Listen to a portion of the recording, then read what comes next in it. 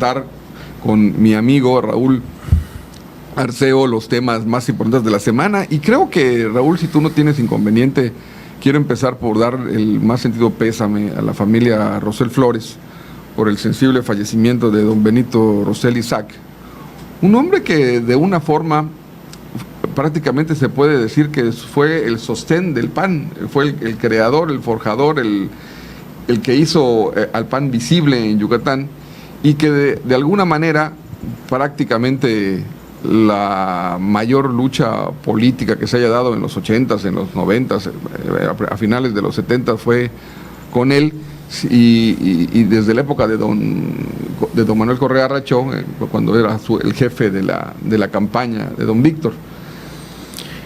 Buenos días, Paco, buenos días a la audiencia. Pues efectivamente no es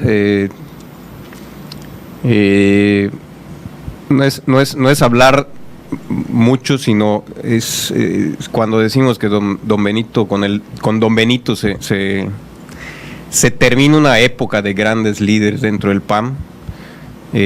Yo creo que el último gran líder dentro del PAN que le tocó vivir ese PAN combativo de la época que tú comentas, los 70s, cuando era en Yucatán, pues prácticamente inexistente, ¿no? Claro. Contra la maquinaria del PRI. Después en los 80s, más combativo, y después que los 90s, que ya se empieza a ganar algo a principios de los 90, ya se empieza a obtener la alcaldía y diputaciones, etcétera, ¿no? Y digo que es el último referente porque los demás referentes que hubieron en su momento, como Luis Correa, Patricio Patrón, Ana Rosa Payán, ya hace rato que no están. El propio Carlos Castillo, ¿no? El propio Carlos Castillo, Rich Gutiérrez, pues lamentablemente hace rato que no están por alguna u otra circunstancia. Y don Benito se mantuvo como ese referente dentro de las cosas, aparte con una chispa para comentar las cosas al vuelo y tener la frase, la agilidad mental y la frase adecuada para dar el encabezado de la prensa, ¿no? Entonces, pues se dio aparte del aprecio que se tiene tanto por su esposa, por su familia, no es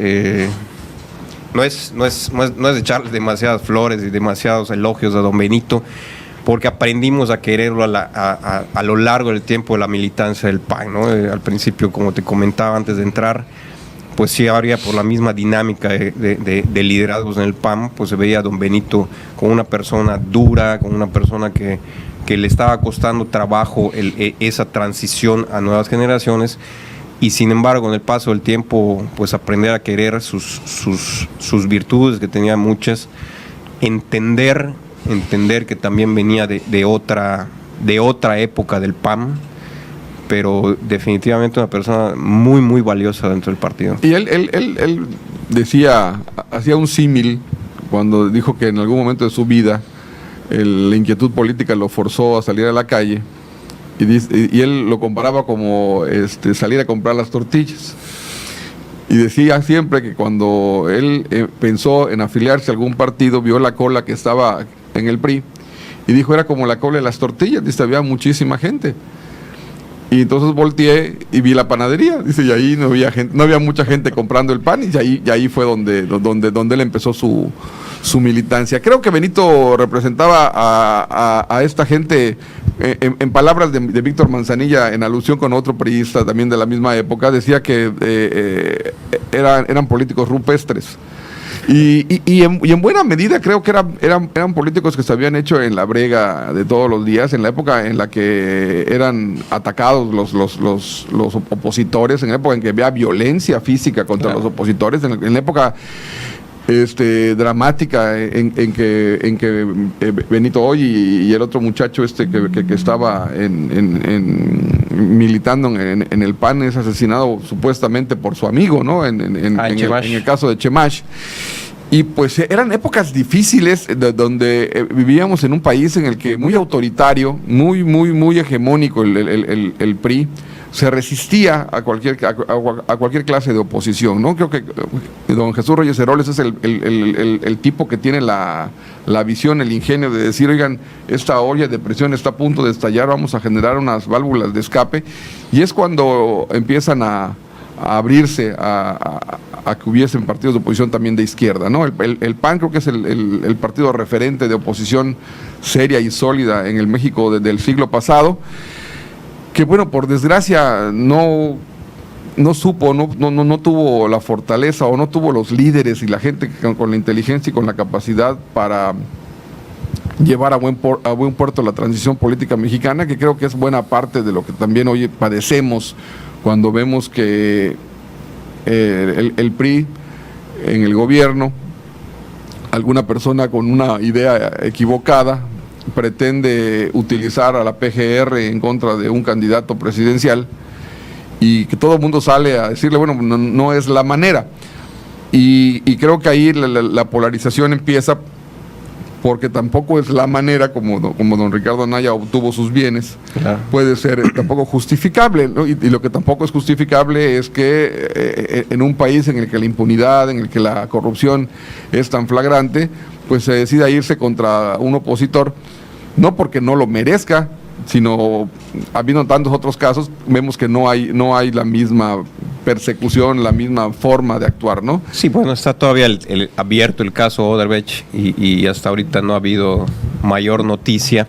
Sobre todo, esta información y esta persecución, como se está manejando ahorita, ¿por qué no se dio antes? Seguro que la información ya la tenían, ¿no? Entonces digo, estamos regresando a etapas de gobierno donde se utilizan los organismos o las instituciones de justicia para el mantenimiento del poder. Pero regresando un poco a don Benito, porque hace algún rato que estaba retirado del activismo político, de la actividad pública, porque seguía manteniéndose en redes, se supo adaptar al Facebook, a la modernidad para seguir opinando. Pues él ocupó muchos cargos públicos, tanto de elección como funcionario dentro del gobierno de Patricio. Fue senador, fue presidente del partido, fue diputado local, delegado de migración.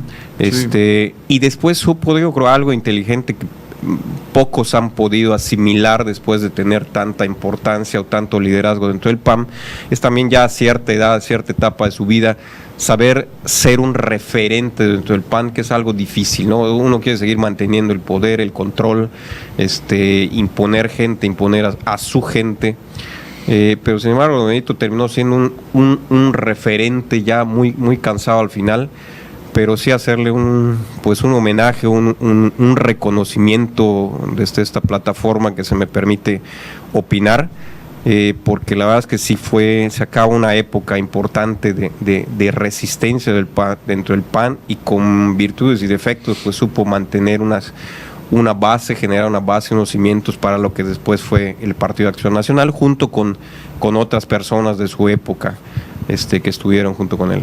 Claro, y bueno, también hace poco perdimos también a doña Sara Mena, también una sí, referente, una mujer que de alguna forma también hacía ideología dentro de su partido y que era capaz de llamar la atención y de decir, oiga, nos estamos equivocando.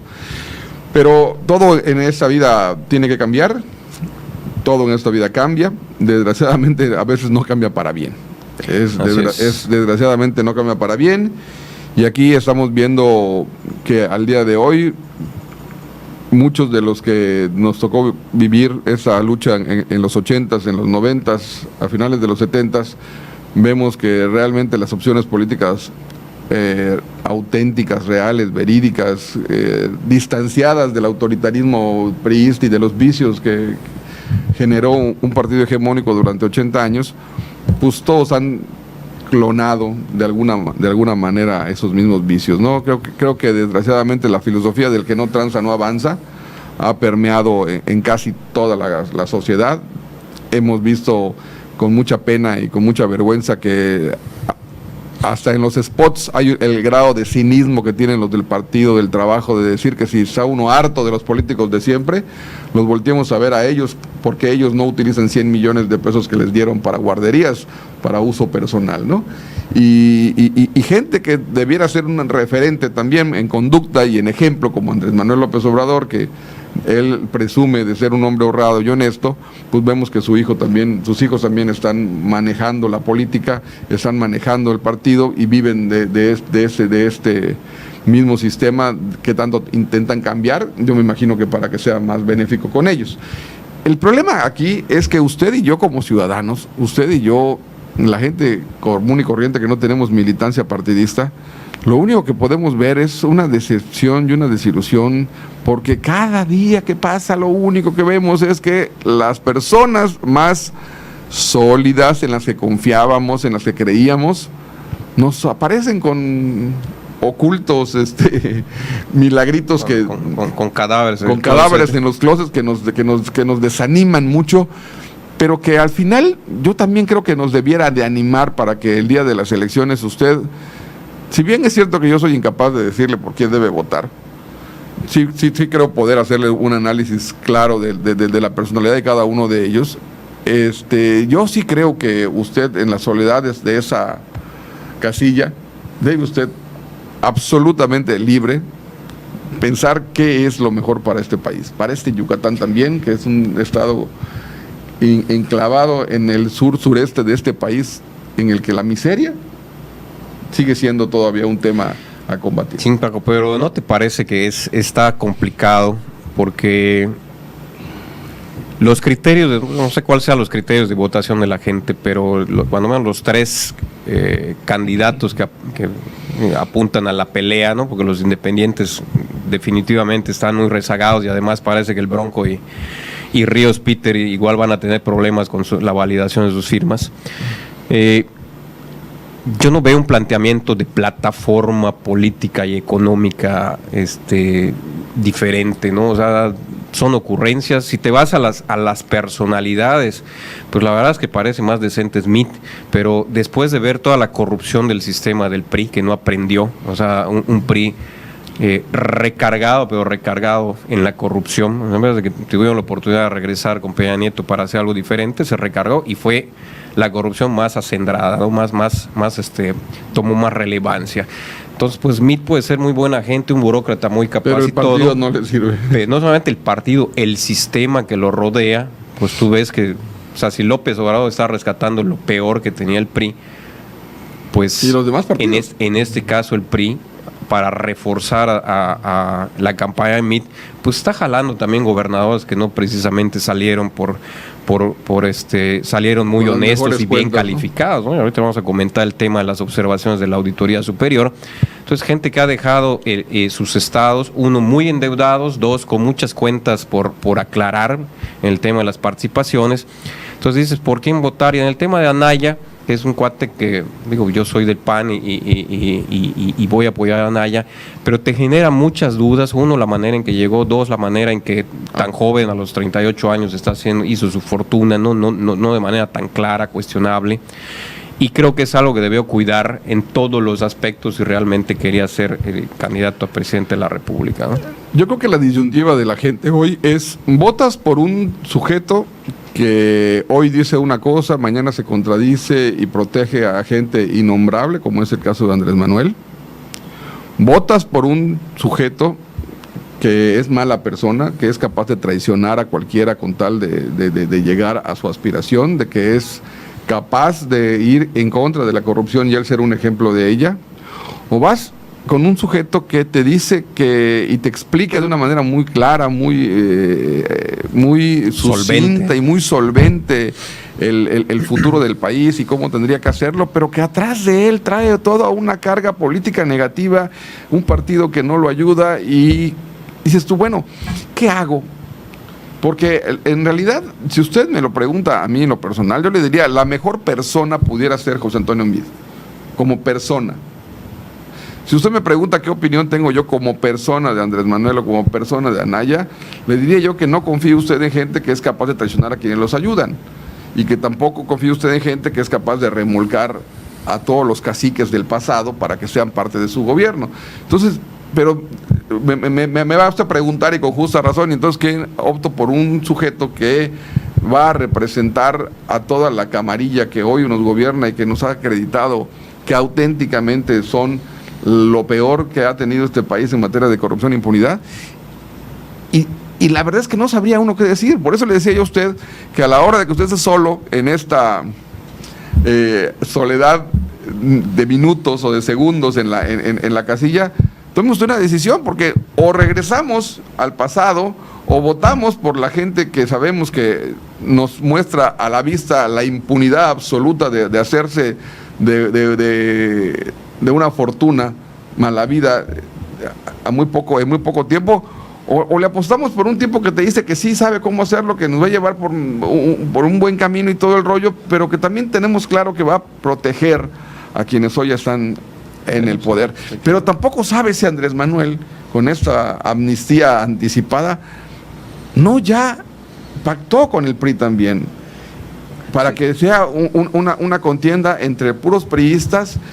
A Naya lo sacan de la jugada, se van los priistas, entre priistas y ellos se entienden, y todos se perdonan entre ellos. Dices tú, bueno, y nosotros como país, ¿qué pito tocamos en ese órgano, no?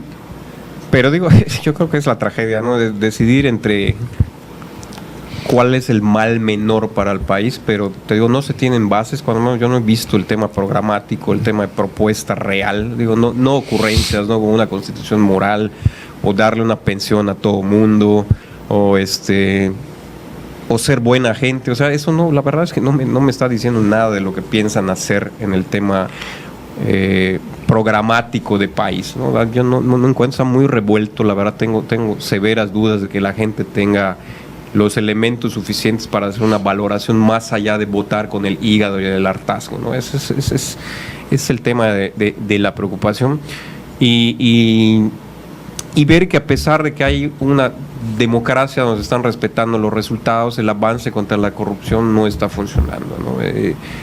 Y los estados se han vuelto, o se habían vuelto, antes de que empezaran a meter al bote a los gobernadores, se habían vuelto un coto donde podían disponer de lo que quieran, y tan es así que lo que comentábamos, el tema de la Auditoría Superior de la Federación, donde nos habla que alrededor del 28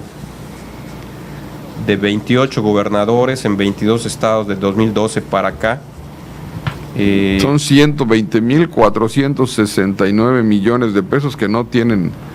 Sí, que no se han solventado. En observación, estamos hablando de. Es el gasto programable, ¿no? El 76.64% del dinero público en esas entidades de 2012 para enero de 2018. O sea, 120,000 millones, ¿no? O sea, lo que no se ha podido comprobar que tiene observación. Eso no quiere decir que se lo hayan robado, hay que aclarar. No quiere decir que se lo hayan robado, que lo hayan desviado, pero que a pesar de que tenemos más mecanismos, más elementos, más herramientas, más capacitación,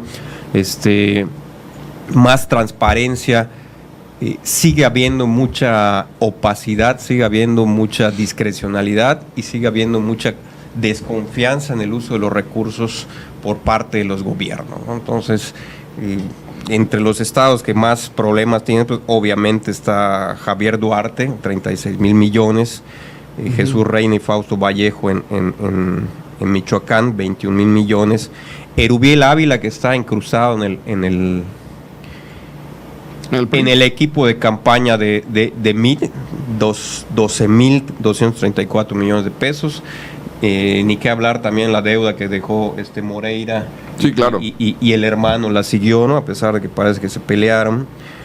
Y en el caso de Rolando, porque no sé si vayamos a tocar el punto del gobierno del estado, Yucatán. En el caso de Rolando, del gasto programable, tiene un pendiente de 1,468 millones, ¿no? O sea, a pesar de que, pero eso no se ha señalado a nivel local, de los cuales de participaciones federales hay 803.8 millones, o sea, casi la mitad, 60% de poco más de la mitad, que es gasto pendiente de participaciones federales, que no se han aclarado. Hay denuncias por 128.9 millones de pesos, es lo que nos dice esta tabla. Y hay un monto pendiente en participaciones de aclarar. Sí, de 803 millones de pesos. O sea, ¿a qué se refiere esto? Repito, no es que se lo hayan robado, no es que alguien se haya enriquecido, pero te termina de generar la duda, y también te genera la duda por qué los medios de comunicación no han retomado estas cifras, que es algo importante. No estamos hablando de cantidades de 5 o 6 millones, estamos hablando de 1,400 millones de pesos, pero que no se están nadie le está dando seguimiento, ¿no? Y señalábamos en broma la vez pasada el tema de los medios de comunicación.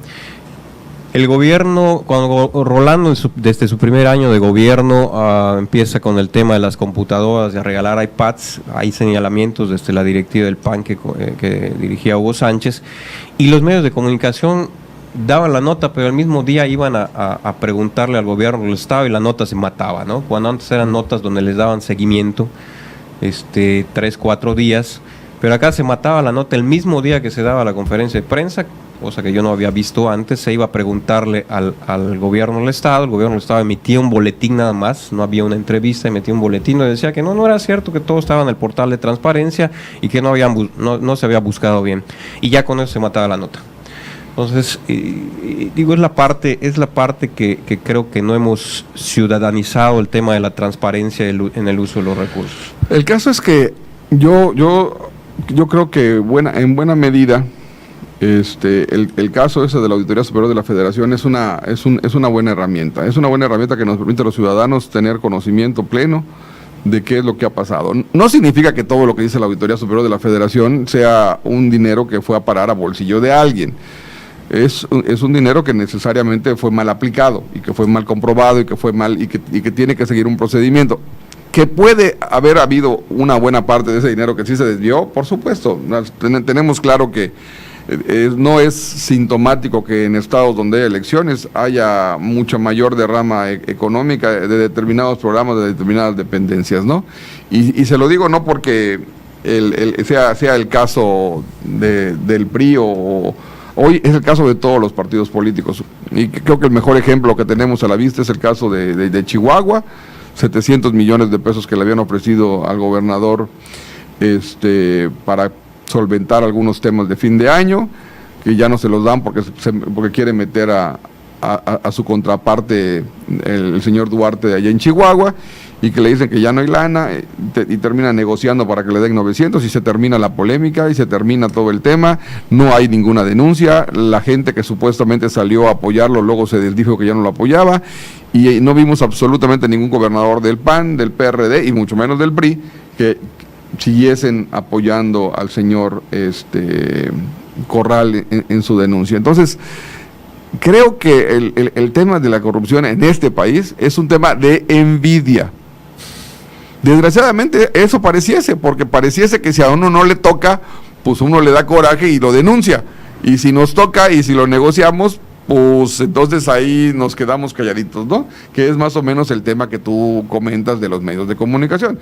Hay medios de comunicación que son verdaderamente famosos por la lana que reciben del gobierno y que no tienen circulación y que no tienen prácticamente ninguna presencia. Yo te quiero contar que en mi época de reportero en el semanario Proceso hace muchos años, nos tocaba ver la lista de dinero que recibían los medios en aquella época, y teníamos un ejemplo que era asombroso. El Sol de México de la familia Vázquez Raña, del que era presidente de la CODEI, de la Comisión Olímpica, recibía cualquier cantidad de dinero. Tenía el Sol de México, tenía el Sol de Orizaba, el Sol distribuidos en todo el país. Era la editorial Balseca. Y recibía cualquier cantidad de dinero. Tú te ibas a los lugares donde el periódico aparecía y eran verdaderamente ediciones limitada, testimoniales. No había en sepia, ¿no? No había periódicos formalmente, y veías las planas y llenas de anuncios del gobierno federal. Entonces uno dice, bueno, de alguna manera esa parte del México se vuelto algo medianamente más común. Y te puedo señalar, por ejemplo, el periódico La Jornada. El periódico La Jornada, de tendencia de izquierda, muy, muy combativo, muy polémico. Terminas viendo que hoy por hoy tiene gacetillas prácticamente del gobierno federal y del PRI, ¿no? En alguna ocasión, en alguna visita a algún alto funcionario del PRI que estaba en retiro, me toca escuchar que a uno de sus allegados le pide permiso porque dice: oye, jefe, nos toca ir a ver las acciones de La Jornada. ya vio usted que yo estoy como representante de ahí, dice, nada más le informo que no voy a venir en la tarde porque me toca la sesión de asamblea del periódico. Ah, claro que sí, vete, no te preocupes, eso es importante, que hay que mantenerlo. Y decías tú, bueno, hasta nosotros entramos en la simulación en algunos casos, ¿no? Pero sí creo que el tema nodal en el que México ha navegado es que no podemos aspirar a ninguna transición política real si como sociedad somos capaces de perdonar al vecino que se roba la bicicleta, porque es el hijo de doña Chonita, y pobrecita su mamá, porque le va a dar un coraje ese muchacho y se va a infartar, la viejita se va a morir.